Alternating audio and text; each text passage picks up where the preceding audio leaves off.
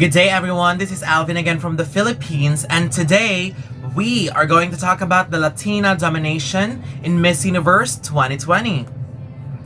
And I have been reading a lot of comments before, especially right after the pageant, still clamoring and wondering why there are 12 representatives from the Americas who made it in Miss Universe 2020 compared to 7 from Asia Pacific, 2 from Europe, and 0 from Africa. So the question is, are you shocked that there were 12 representatives from the Americas who made it in Miss Universe 2020? Well, personally, I wasn't shocked at all. Simply because I have been talking about this before, that if there will be no regional selection, it is already kind of expected that there is a Latina domination that is going to happen in Miss Universe. But before we talk about that, let's go ahead and review previous editions as well. The main reason why I wasn't shocked, because as a Miss Universe fan, I was actually expecting that people would see this coming, especially if you're following the previous editions of Miss Universe as well.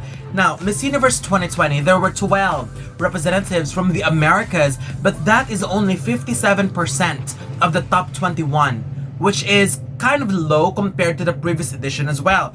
In 2016, Miss Universe 2016, there's 62% representatives from the Americas, which is of course higher than 2020 because there are 8 representatives from the Americas that made it in the top 13. So that is actually quite higher compared to the 2020 edition. In 2015, 47% from the Americas, 7 out of 15. In 2014, 40% are from the Americas. So that's 6 over 15. These are the editions where representatives from the Americas are higher in percentage in comparison to the representatives from other regions. In 2013, it's like 50% because 8 of the top 16 comes from the Americas. In 2011, 44% because 7 from the representatives in the top 16 are from the Americas, so they still dominated that year. In 2006, 50% as well, with 10 representatives from the Americas in the top 20. So again, I'm calling out the years where the representatives from the Americas dominated the semifinals. In 2005, 53% because 8 of them are from the Americas out of 15, and in 2004, 67%, which is kind of high as well in comparison to other editions where 10 made it in the top 15. So it is actually, I was actually quite shocked that many people are shocked that there's a lot of representatives from the Americas in the top 15 because of in the top 21, because as what I have said earlier, without the regional selection, we are already expecting this, so that there's going to be a lot of representatives from the Americas that are going to place. Not to mention that there are a lot of stronger representatives from the Americas who didn't even make it as well. Not to mention Venezuela, Canada, Bolivia, and other heavy favorites as well from the Americas. So imagine if they got the placement, there will be more of them in the semifinals. So I wasn't shocked about that.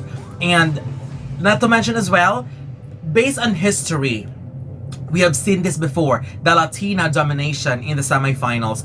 In Miss Universe 1995, where Chelsea Smith from the USA won, 80% of the semifinalists are from the Americas. This is the edition where the highest representatives from the Americas are dominating the semifinals. 8 out of 10 are from the Americas during their year. 80%, that's the highest ever in the semifinals for the representatives from the Americas. Only 1 made it from Asia Pacific and only 1 from Africa, but 8 are from the Americas. Also, when it comes to the top 5, many people are wondering as well, is this edition favoring the representatives from the Americas? I don't think so, because it's what we have seen. These are the delegates who are really working so hard and preparing so much for the competition. And history-wise, this isn't this isn't the top 5 that is usual. This isn't the first time, I mean, that we have seen a top 5 dominated with the representatives from the Americas, because in 1998, where the representatives from Trinidad and Tobago won, Wendy Fitzwilliam, in 1998, the entire top 5 are completely from the Americas. Winner was Trinidad and Tobago, top 3 were Venezuela and Puerto Rico, top 5 Colombia and USA. And then it was repeated in 2005, where the winner was from Canada, Natalie Glebova, runner-up Puerto Rico, Dominican Republic, Mexico, and Venezuela. All the top 5 are from the Americas. Good thing this year, because we only have 4 over 5, because we have one Asian entering the top 5, and that is India. I also do not get the commentaries saying that they are hating Asians this year. I really don't understand that comment, because what I have said, this isn't the first time that we are seeing a lot of representatives from the Americas entering the top 5. And I have created a video before talking about regional selection, yes or no, whether we wanted a regional selection or not. Well, this is the reason why I wanted a regional selection, because there's going to be a fair number of representatives that are entering the semifinals. Of course, wild cards will change a little bit, but at least the differences of number of representatives is at least quite closer to the average, which is 5. So again, do not be shocked, because this is kind of expected already, that without the regional selection, Latinas or the representatives from the Americas will always dominate the semifinals. So my question to you is, do you still want to see another edition without regional selection? If you ask me, no. Not because I am against the representatives from the Americas, but it's just I wanted inclusion.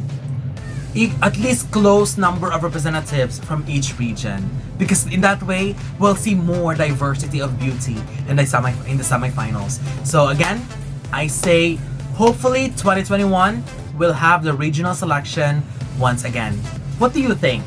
What are your thoughts about the selection of candidates in the semifinals? So don't forget to leave your comments below. Don't forget to give a thumbs up and share the video as well. And most importantly, don't forget to subscribe, because you'll be seeing more of these videos in the future. For now, thank you very much and have a wonderful day from the Philippines.